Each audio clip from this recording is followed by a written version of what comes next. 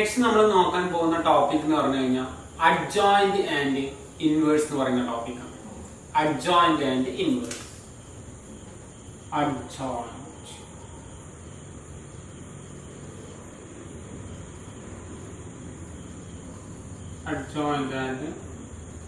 Adjoint and inverse. Now, adjoint and inverse. First, inverse is here. Inverse is take if x into y equal to 1. If x into y equal to 1. Here x and y are two real numbers. Two real numbers. X and y number two real numbers. Xy equal to 1 ഒരു കാരണവശാലും xo yo എന്താവാൻ പാടില്ല 0 ആവാൻ പാടില്ല അല്ലേ condition എന്താണ് x, y not equal to അല്ലെങ്കിൽ x and y not equal to 0 കാരണം x 0 ആയി കഴിഞ്ഞാൽ 0 into y ഒരിക്കലും എന്താവില്ല LHSഉം RHSഉം ഒരിക്കലും എന്താവില്ല ഈക്വൽ ആവില്ല അതേപോലെ ഇവിടെ y equal to 0 നമുക്ക് എന്ത് ചെയ്യാൻ പറ്റില്ല എടുക്കാൻ പറ്റില്ല കാരണം y ഇവിടെ 0 കൊടുത്തു കഴിഞ്ഞാൽ ഓട്ടോമാറ്റിക് xy equal to 1 എന്നുള്ളത് ഓട്ടോമാറ്റിക് എന്താവും അത് LHSഉം RHSഉം ഈക്വൽ ആവും അപ്പോൾ ഇവിടെ കണ്ടീഷൻ പ്രകാരം ഇവിടെ നമുക്ക് xy equal to 1 ഇവിടെ y എന്ന് പറഞ്ഞു കഴിഞ്ഞാൽ നമുക്ക് എന്ത് പറയാം 1/x ആണെന്ന് പറയാം y equal to നമുക്ക് എന്ത് പറയാം 1/x or equal to നമുക്ക് എന്ത് പറയാം x inverse അല്ലെ x നെ ന്യൂമറേറ്ററിലോട്ട് കൊണ്ടുപോയി നമുക്ക് എന്ത് പറയാം x inverse എന്ന് പറയാം അപ്പോൾ ഇവിടുത്തെ കേസിൽ നമുക്ക് എന്ത് പറയാം therefore y equal to inverse of അല്ലെങ്കിൽ multiplicative inverse of x എന്ന് പറയാം multiplicative inverse of x y equal to multiplicative inverse of x എന്ന് പറയാം അപ്പോൾ ഇതാണ് ഇൻവേഴ്സ് എന്ന് പറയുന്ന ഒരു കോൺസെപ്റ്റ് പോകുന്നത് അപ്പൊ നമുക്ക് ഡീറ്റെയിൽ ആയിട്ട് നെക്സ്റ്റ് നമുക്ക് ടോപ്പിക്കിൽ നോക്കാം ഇതാണ് ഒരു ഇൻവേഴ്സ് എന്ന് പറയുന്ന ഒരു റിയൽ നമ്പറിന്റെ സിസ്റ്റത്തിലുള്ള ഇൻവേഴ്സ് നെക്സ്റ്റ് നമ്മൾ നോക്കാൻ പോകുന്ന topic inverse of matrix new topic ആണ് ഇൻവേഴ്സ് ഓഫ് മെട്രിക്സ് ഇൻവേഴ്സ്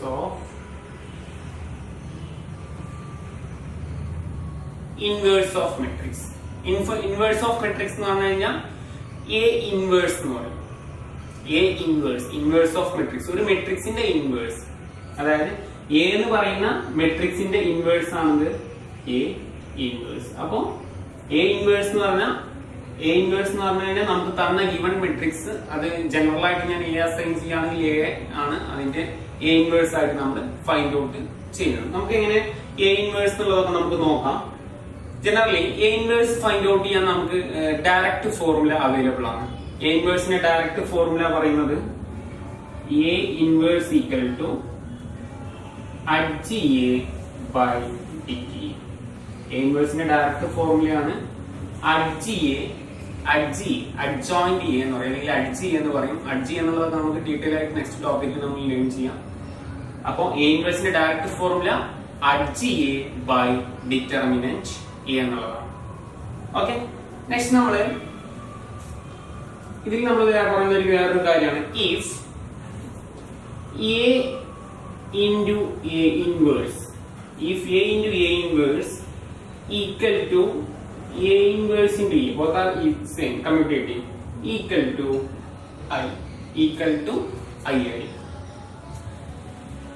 അതായത് നമ്മൾ തന്ന ഗിവൺ മെട്രിക്സിനെ അതിന്റെ A ഇൻവേഴ്സ് കൊണ്ട് മൾട്ടിപ്ലൈ ചെയ്ത് കഴിഞ്ഞാൽ നമുക്ക് കിട്ടുന്ന റിസൾട്ട് എന്ന് പറഞ്ഞു കഴിഞ്ഞാൽ I ആയിരിക്കും I മീൻസ് ഐഡന്റിറ്റി മെട്രിക്സ് എന്താണെന്ന് ഞാൻ ഓൾറെഡി മുന്നത്തെ പാർട്ടിൽ പറഞ്ഞിട്ടുണ്ട് അപ്പോൾ വീഡിയോ കാണുന്നവരെപ്പോഴും ഈ വീഡിയോ കാണുന്നതിന്റെ മുന്നേ എന്ത് ചെയ്യാം part 1 part 2 part 3 up to part 6 വരെയുള്ള എല്ലാ വീഡിയോസ് നിങ്ങൾ എന്ത് ചെയ്യാം കാണുന്നതിന് ശേഷമാണ് നിങ്ങൾ ഈ വീഡിയോ കണ്ടാലും നിങ്ങൾക്കൊരു ക്ലാരിറ്റി കിട്ടുള്ളൂ അപ്പോൾ കൂടുതൽ കാര്യങ്ങളും ബേസിക് കാര്യങ്ങളൊക്കെ മുന്നത്തെ വീഡിയോയിൽ ഞാൻ വ്യക്തമായിട്ട് പറഞ്ഞിട്ടുണ്ട് അപ്പോൾ A into A inverse equal to A inverse into A equal to I means identity matrix A inverse എന്ന് പറഞ്ഞു കഴിഞ്ഞാൽ നമുക്ക് ജനറലി അറിയാം A inverse ഇതിന്റെ എക്സ്പാൻഷൻ ഞാൻ പറയാം. എ ഇൻവേഴ്സ് എന്ന് പറഞ്ഞു കഴിഞ്ഞാൽ ജനറലി നമുക്ക് അല്ലെ എക്സ് ഇൻവേഴ്സ് എന്ന് പറഞ്ഞു കഴിഞ്ഞാൽ 1/x. So A inverse means 1/a. So A cancel, we get 1. 1 in matrix identity എന്നാണ് പറയാം മെട്രിക്സിൽ 1. So a into a inverse equal to a inverse into a equal to I ആണ്. Okay, ഇതാണ് നമ്മൾ inverse of മെട്രിക്സിന്റെ direct formula. അഡ്ജി എങ്ങനെ find out ചെയ്യാന്നുള്ളത് നമുക്ക് detail next ടോപ്പിക്കിൽ നമുക്ക് പരിചയപ്പെടാം. ഓക്കെ, ഈ ടോപ്പിക്കിൽ നമുക്ക് എ ഇൻവേഴ്സ് എന്ന് പറഞ്ഞാൽ അഡ്ജി എ ബൈ ഡിറ്റർമിനന്റ് ചെയ്യും. ഇതിൽ അഡ്ജി എന്ന് പറഞ്ഞു കഴിഞ്ഞാൽ അഡ്ജി എന്താണെന്ന് ജസ്റ്റ് ഒന്ന് പറയാം. അഡ്ജി എന്ന് പറഞ്ഞു കഴിഞ്ഞാൽ നമ്മൾ പറയുന്നത് ട്രാൻസ്പോസ് ഓഫ് കോഫാക്ടർ മെട്രിക്സ് എന്നാണ്. ട്രാൻസ്പോസ് ഓഫ് അഡ്ജി എന്ന് പറഞ്ഞു കഴിഞ്ഞാൽ ട്രാൻസ്പോസ് ഓഫ് കോഫാക്ടർ മെട്രിക്സ് എന്നാണ്. എന്താണ് കോഫാക്ടർ മെട്രിക്സ് എന്നുള്ളത് നമുക്ക് നെക്സ്റ്റ് വീഡിയോയിൽ കാണാം. ഓക്കെ, ഒരു കാര്യം ശ്രദ്ധിക്കേണ്ടത് നിർബന്ധമാണ്. അതായത് determinant A should be not equal to 0. Should be not equal to 0 means non singular matrix ആയിരിക്കണം എന്നുള്ളതാണ്. കാരണം ഡിവിഷൻ ഫോളോയിങ് ഒരു കാരണവശാലും 0 വരാൻ പാടില്ല. അപ്പൊ എപ്പോഴും determinant A not equal to 0, അത് ഇമ്പോർട്ടന്റ് ആണ്. ഡിറ്റർമിനന്റ് നോട്ട് ഈക്വൽ ടു 0 ആയിരിക്കണം എല്ലാ ഇപ്പോഴും. ഡിറ്റർമിനന്റ് നോട്ട് ഈക്വൽ ടു 0 അല്ലാത്ത കേസിൽ നമുക്ക് ഒരു കാരണവശാലും എ ഇൻവേഴ്സ് ഫൈൻഡ് ഔട്ട് ചെയ്യൽ പോസിബിൾ അല്ല. അപ്പൊ അതിന്റെ റിസൾട്ടും കാര്യങ്ങളൊക്കെ നെക്സ്റ്റ് വീഡിയോയിൽ നമുക്ക് ക്ലിയർ ആയിട്ട് നമുക്ക് നോക്കാം. Okay, properties of adjoint. എന്തൊക്കെയാണ് പ്രോപ്പർട്ടീസ് ഓഫ് അഡ്ജോയിന്റ്സ് നോക്കാം. പ്രോപ്പർട്ടീസ് ഓഫ് അഡ്ജോയിന്റ് ഇമ്പോർട്ടന്റ് ആണ്. പ്രോപ്പർട്ടീസ് ഓഫ് അഡ്ജോയിന്റ് എന്നുള്ളത് എൻട്രൻസ് എക്സാമിനും തിയറി പാർട്ടിലൊക്കെ നമുക്ക് ഒരുപാട് യൂസ്ഫുൾ ആയിട്ടുള്ള ഏരിയയാണ്. പ്രോപ്പർട്ടീസ് ഓഫ് അഡ്ജോയിന്റ് ടോട്ടലി നമുക്ക് 6 പ്രോപ്പർട്ടി ആണുള്ളത്. പ്രോപ്പർട്ടി 1 പറയുന്നത് det of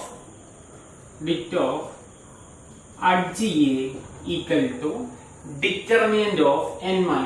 determinant A power n-1. ഇവിടെ നമ്മൾ എടുക്കുന്ന ഓർഡർ എന്ന് പറഞ്ഞു കഴിഞ്ഞാൽ n/n ഓർഡറുള്ള ഓർഡർ ആയിരിക്കണം. n into n ഓർഡർ ആയിരിക്കണം. n into n ഓർഡർ എന്ന് പറഞ്ഞാൽ എന്താണ്? സ്ക്വയർ മെട്രിക്സ് മാത്രമേ നമുക്ക് ഇവിടെ അപ്ലിക്കബിൾ ആയിട്ട് പറ്റുള്ളൂ. അതായത് അഡ്ജോയിന്റ് എയുടെ ഡിറ്റർമിനന്റ് ഈക്വൽ എന്തായിരിക്കും? Determinant of determinant all power n-1 ആണ്. ഇവിടെ n ഉദ്ദേശിക്കുന്നത് അതിന്റെ ഓർഡർ ആണ്. n ഉദ്ദേശിക്കുന്നത് ഏത് ഓർഡറിലാണ് 2/2 ഏതോ 2/2 or 3/3 അല്ലെ സെയിം ആയിരിക്കണം ഓർഡർ എന്നുള്ളതാണ്. ഇതാണ് ഫസ്റ്റ് പ്രോപ്പർട്ടി പറയുന്നത്. ഓക്കെ, സെക്കൻഡ് പ്രോപ്പർട്ടി പറയുന്നത് എന്താ വെച്ചാൽ അഡ്ജ്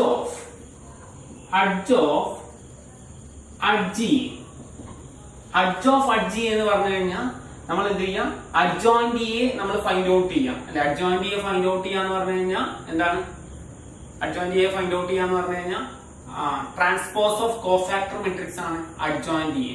ആ അഡ്ജോയിന്റ് എയുടെ അഡ്ജി എന്ന് പറഞ്ഞു കഴിഞ്ഞാൽ ആ അഡ്ജോയിന്റ് എന്ന് പറഞ്ഞ മെട്രിക്സിന്റെ അഡ്ജ് ഓഫ് അഡ്ജോയിന്റ് എ. അപ്പൊ അഡ്ജോയിന്റ് എയുടെ നമ്മൾ എന്ത് കാണണം?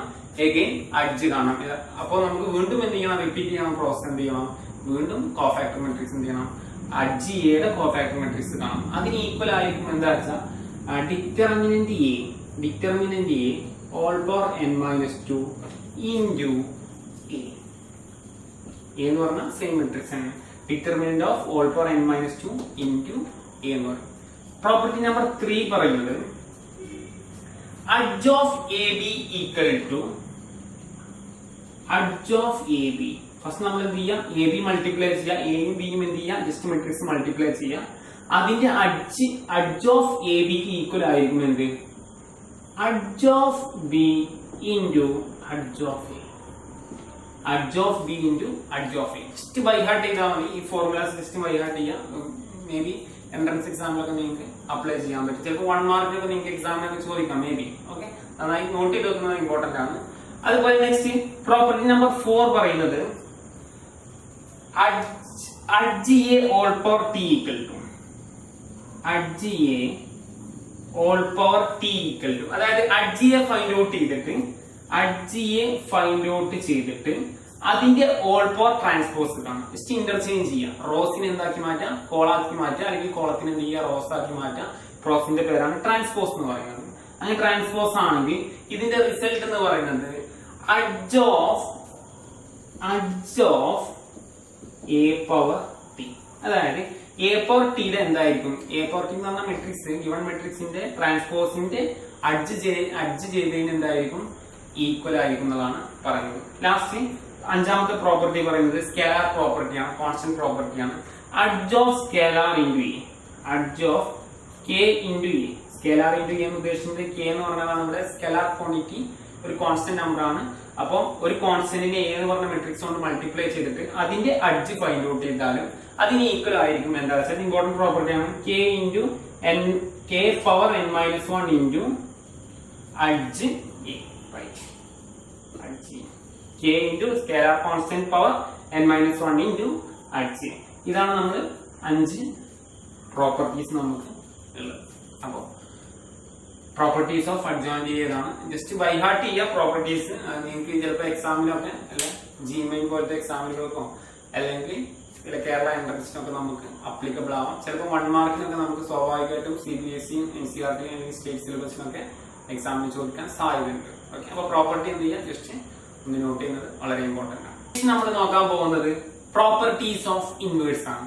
പ്രോപ്പർട്ടീസ് ഓഫ് ഇൻവേഴ്സ് എന്ന് പറഞ്ഞാൽ ടോട്ടലി 4 പ്രോപ്പർട്ടിയാണ് ഇൻവേഴ്സിനുള്ളത്. ആ പ്രോപ്പർട്ടി ഇമ്പോർട്ടന്റ് ആണ്.